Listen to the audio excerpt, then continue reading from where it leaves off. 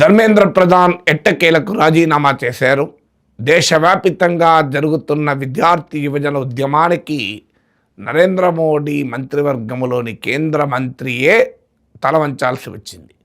ఇప్పటిదాకా strong man, ఎవరి మాటకు తలవంచడు, ఎవరి ఒత్తిడిని పట్టించుకోడు అన్న మోడీ ఇమేజ్ను ప్రశ్నిస్తూ మొదటిసారిగా బహుశా ప్రజా ఉద్యమానికి తలవంచి ధర్మేంద్ర ప్రధాన్ రాజీనామా చేశారు. తన రాజీనామా లేఖలో కూడా జంతర్ మంతర్లోనూ దేశమంతటా జరుగుతున్న యూత్ మూమెంట్, యువజన ఉద్యమం గురించి కూడా ప్రస్తావించారు.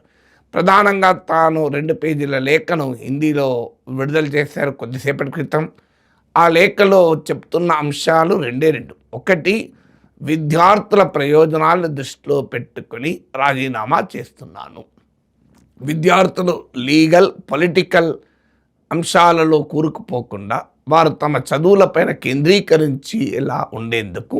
ఇక 2వ కారణం ఏంటంటే, దేశవ్యాప్తంగా జరుగుతున్న యువజన ఉద్యమాన్ని దేశ వ్యతిరేక శక్తులు హైజాక్ చేయకుండా, దేశ వ్యతిరేక శక్తులు ఎక్స్‌ప్లాయిట్ చేయకుండా, ఉపయోగించుకోకుండా దేశ సమైక్యతను కాపాడటం కొరకు నేను రాజీనామా చేస్తున్నాను అంటూ చివరకు దాన్ని కూడా పొలిటికల్ స్పిన్ ఇచ్చేశారు. నిన్నటిదాకా కాక్రోచ్లను దేశద్రోహులు అన్నారు, దేశ వ్యతిరేక శక్తులు, విదేశీ ఏజెంట్లు, విదేశీ నిధులతో నడుస్తుంది అన్నారు.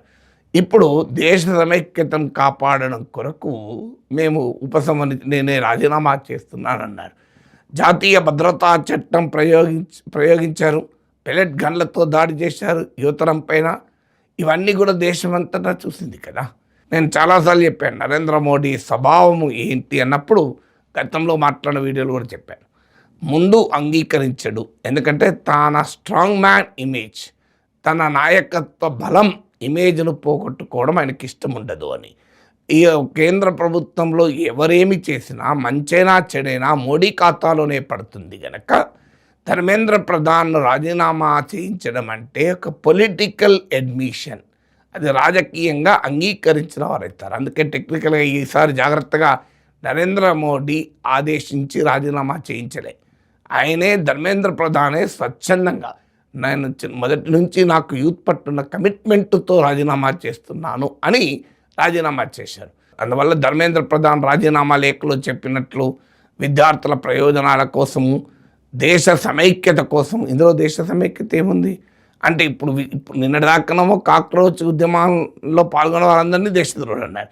ఇప్పుడేమో దేశద్రోహులు దీన్ని ఉపయోగించుకునే పని చేస్తున్నారు కనుక దాన్ని కాపాడటానికి మేము చేస్తున్నామంటారు. ఇంకా నయం, రేపు మేమే ఈ కాక్రోచ్ల ఉద్యమాన్ని మొబిలైజ్ చేశామని చెప్పే ప్రమాదం ఉంటుంది. ఎందుకంటే ఏనాడు నరేంద్ర మోడీ ఈ రకమైన వ్యతిరేకతను చూడలేదు.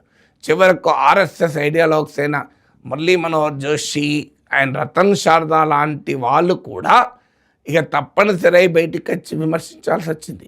అదే కాకుండా మీకు సచిన్ టెండూల్కర్ లాంటి వాళ్ళు రాజకీయాలకు కంప్లీట్ దూరంగా ఉంటారు. నా గుర్తు, ఒక్కసారి నిర్భయ చట్టం అప్పుడు స్పందించినట్టున్నారు, ఈ మధ్య పహల్గామ్ దాడుల తర్వాత స్పందించారు. అసలు ఏనాడు క్రికెట్ గ్రౌండ్లో తప్ప మరి ఎక్కడా స్పందించారు. సచిన్ టెండూల్కర్ స్పందించారు, టీమిండియా కెప్టెన్ స్పందించారు, సినిమా సెలబ్రిటీసు మన వరుస పెట్టి స్పందించారు. ప్రకాష్ రాజ్ లాంటి వాళ్ళు, షబనాజ్ ఆజ్మీ లాంటి వాళ్ళు, నషీరుద్దీన్ షా లాంటి వాళ్ళు ప్రత్యక్షంగా ఉద్యమాల్లో పాల్గొన్నారు, మద్దతు ఇచ్చారు. ఇదంతా జరిగిన తర్వాత ఇక ఇది బీజేపీకి నష్టం జరుగుతుందని అర్థమైంది. బీజేపీ కోర్ సపోర్ట్ బేస్ అయిన యూత్ బేస్ను ఇది దెబ్బతీసింది. కోర్ కాన్స్టిట్యుయెన్సీ అనే ఎడ్యుకేటెడ్ మిడిల్ క్లాస్ను దెబ్బతీసింది కనుక అనివార్యంగా ఒప్పుకోవాల్సి వచ్చింది. ఇప్పటికే రామ్ టెంపుల్ దొంగతనాలు, ఆపరేషన్ సింధూర్ అబ్రప్ట్గా ఆగడం, ఇవన్నీ మోడీ ప్రభుత్వ చర్యల్ని వెక్కిరిస్తున్నాయి. సో అందువల్ల ఇక అనివార్యం, ఇది కూడా చేతులు దాటితే తమకు రాజకీయంగా నష్టమని గుర్తించాకనే ధర్మేంద్ర ప్రధాన్ రాజీనామాకు అంగీకరించారు.